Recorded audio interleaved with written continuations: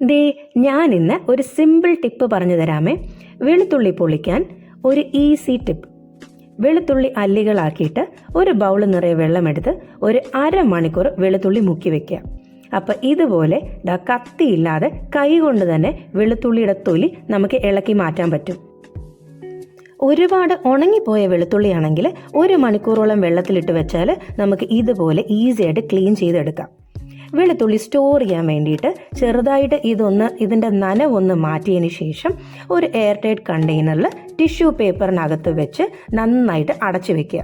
നമുക്ക് ഏകദേശം ഫ്രിഡ്ജിൽ 2 ആഴ്ച വരെ ഇത് കേടുകൂടാതെ കളർ മാറാതെ നമുക്ക് സൂക്ഷിക്കാൻ പറ്റും. അപ്പോൾ ഇതുപോലുള്ള ഇൻഫോർമേറ്റീവ് ടിപ്സിനായിട്ട് ചാനലിലൂടെ സബ്സ്ക്രൈബ് ചെയ്യാൻ മറക്കല്ലേ.